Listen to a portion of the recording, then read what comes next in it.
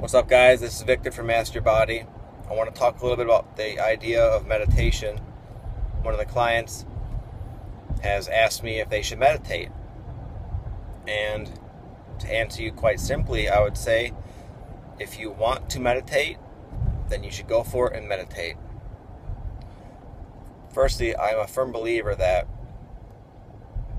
our organic and natural excitement, and I'm not talking about you have to be pretty good at discerning the difference between your natural, inspirational, true excitement from anxiety or the desire to do something to relieve anxiety. For example, someone who really wants to drink. It's not because they're naturally, sometimes, but oftentimes someone who really is like into drinking, oftentimes it's really just a habitual behavior and they've learned to alleviate their anxiety. So therefore they associate the alcohol with that, so they have like almost a mild addiction to it. I'm not talking about that. I'm talking about when you just wake up one day and you're like, hey man, where you just feel like you don't even recognize the passage of time. You're just very in the moment. You're very excited. It feels very pure and good for you.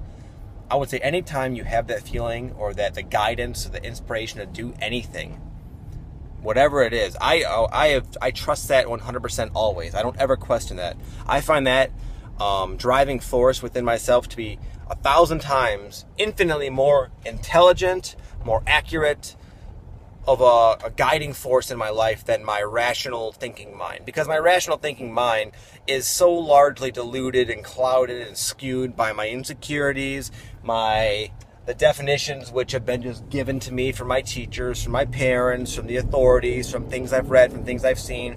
It's basically just has a very good memory, and anytime an idea or a notion comes up, automatically it's got to be filtered through all my preconceived ideas and notions. So with that, it's not very reliable. However, I don't know if it's a divine force or I just call it higher aspects of my consciousness, that driving force I was speaking about earlier, that motivation. That's what I rely on. So yes, if you feel excited about it, then go for it. You absolutely should meditate. I don't believe everyone should meditate or not meditate. Just a personal preference. I've meditated a lot over the years. I don't really currently do it now, only because I've adopted a different understanding about what meditation is. Essentially, meditation will strengthen your ability to hold your attention on whatever you want to hold it on. Many people think that's very easy until they actually try it. You say, well, I could look at the wall, I could choose what to look at. Well, it's not really about just looking at. I'm saying focus on, to put all of your attention on. Try it. Try to focus on one thing for 1 minute. And I guarantee 99.99% of you are going to find yourself within less than a minute, maybe 10 seconds, before other thoughts, other emotions, other things start to come up that distract you away. By the time that minute's over, most of you will probably have to, oh shit, I'm supposed to be focusing on this. Because you'll start, and okay, here I go. And then it's like, well, damn, there's a sink full of dishes, or I gotta get some gas. Whatever. It could be anything. It literally could be anything. Oh, I think I have to go to the bathroom. Maybe I should go to the bathroom first. Oh, what's that gurgling in my stomach? Oh, did I do this? No. Just that kind of thing. So basically, a lot of different meditations will give you like something to focus on, something simple to focus on. I'll give you an example. There's mantra meditation. And all the mantra is just a sound or a word, one word or something, like Om, Soham, I am. It could be anything, and you just repeat that in your head and you focus only on that, and expect your mind to drift. And that's okay in the beginning. It will drift. Just calmly, don't judge yourself. Oh shit, I drifted, god damn it, I ruined it. No, it's normal. That anxiety that you get from judging yourself harshly, that's gonna screw your meditation up more than the fact that your mind drifted. When it drifts, just simply bring it back. I am thinking about something else. Oh, I am. Do that for 5, 10, 20 minutes a day. And at first, it might be frustrating. You'll feel like you suck at it, and you do. You will. Unless you really practice it, you're going to suck at it. But that's okay. That's how you get good at anything. First, you recognize that there's an area in your life you want to improve upon, and then you go for it. And you be diligent about it, and you make it happen on good days and on bad days. So, that's what I'd recommend. If there's so many different kinds of meditation. I would just look up meditation or different types of meditation and find a nice Google article or something and find whatever resonates to you. There's certain ones where you focus where actually your eyes are open, you look at something. Some people I did this one thing where you just light a candle and just stare at the flame basically. You can blink and everything, but you just basically focus your attention on the flame. That's one way, that's a visual way. Again, you can focus on a mantra. That's a very popular and powerful way to meditate.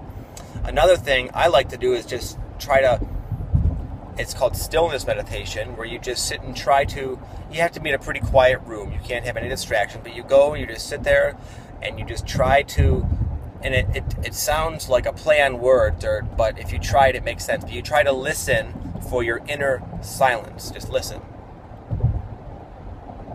Just focus on silence. We all have a component within ourselves that is quiet and silent, and just focus on it and let yourself just fall and drift into that silence. That silence will start to grow and grow and grow and grow and grow and expand and overtake you.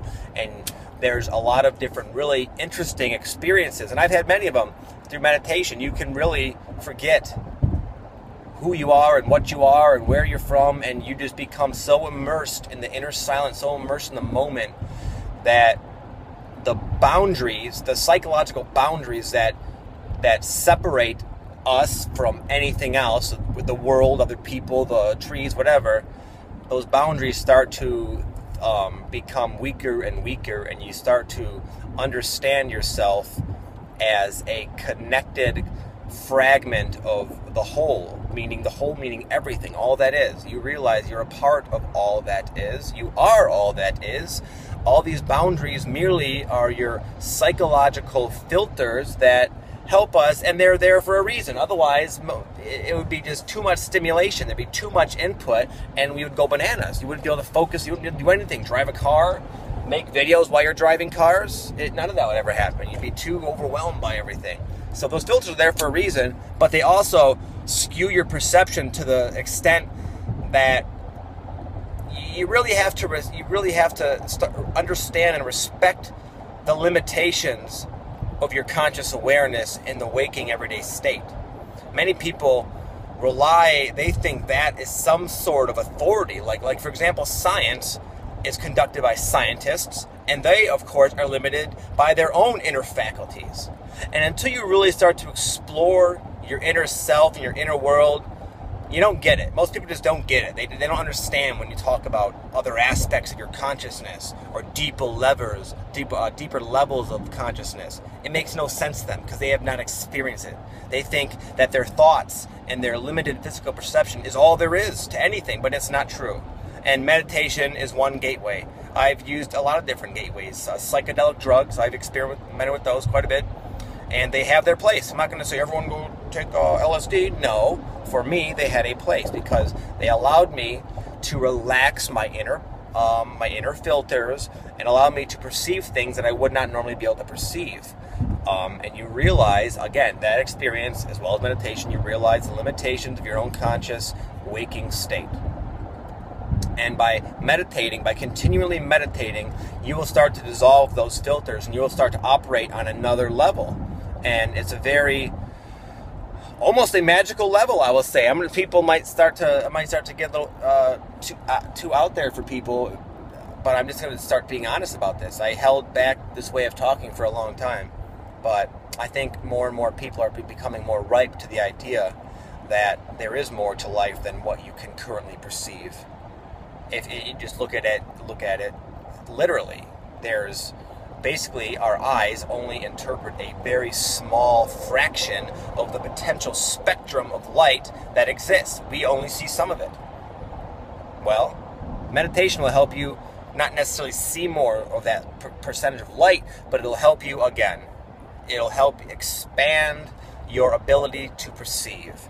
And the more you can perceive, the more shit you can get done, the more amazing you can make your life become, because you're working, again, on another level. So I'm going off on many tangents here. I just wanted to kind of tell you my piece on meditation. Meditation is a very powerful and enlightening way to improve yourself. I want to talk about one more component of meditation, and this is very important, especially for people who train in my gym. As I go back, as I digress a little bit, I remember I was saying how many people literally function from what many meditators call the ego mind. The ego mind. The ego mind, all that is just, again, your limited physical mind disconnected from your natural, intuitive, higher consciousness abilities, basically. And most people go through life like that. But again, that's almost a blind way to go through life. And this is why so many people can have so many ridiculously painful habits. Like, okay, I'm gonna smoke cigarettes, I'm gonna drink out, I'm gonna be an alcoholic, and it's so obvious to an outsider that this is not a smart idea. You have all these different problems that are arising directly correlated with this alcoholism, and yet you just do it because you're not seeing the whole picture. If you were, you wouldn't do it. All of our decisions, basically, all what we choose to do is basically has to do with what we want, because we think we're going to get something out of it. You obviously think you're getting something out of the alcohol, but your perception is so skewed and so limited and so distorted that you can't see the forest from the trees, basically. Meditation is going to allow you to see things more clearly. You're going to be able to take back control of your life. Many of us, it doesn't have to be alcoholism. That sounds like a scary example, but we all have this. It could be anything. It could be just as simple as aimlessly browsing the internet because you sit down. It's something I do, I'll admit. It's just a natural thing. I'll sit down, I'm tired, and I'll just almost unconsciously, I call it, browse the internet for stupid shit. I'm not really accomplishing anything. I have no reason to be doing it, but I just do it. Why? I don't know. I guess my mind becomes used to all the stimulation with these cell phones and television and whatnot. However, if I was to sit down and meditate, that would be a lot. I would make smarter and wiser choices that consider the whole picture instead of just simply alleviating perhaps a little bit of anxiety that I've only learned to acquire. So I don't know if this video is going to help anybody, man. I went all over the place, but I don't talk about this stuff very often, and yet I feel it's very relevant. I feel meditation is a very profound practice, and I haven't even touched on the fact that it's been proven to release stress. It's been proven to grow your intelligence. And just simply the notion of it relieving stress right there, that's very profound, because we all are stressed to the max with the way we conduct ourselves, the way we live, the way just the world and society is structured. It's incredibly stressful. And then you're talking about coming and working out and stuff like that. It's so who couldn't afford a way to relieve a little stress? I think we all could. So before I get into an accident, I think I'm going to close. Hopefully this video isn't so jumpy and choppy that you can't really enjoy it. If it is, I'll just make another one. But I'm driving anyway, so I figured I'd just shoot this out there. Good luck. I wish you good luck in your journey meditating. Again, there's many little surprises I haven't even explained to you, but I don't want to open your Christmas gifts for you. So you go meditate and just see what happens.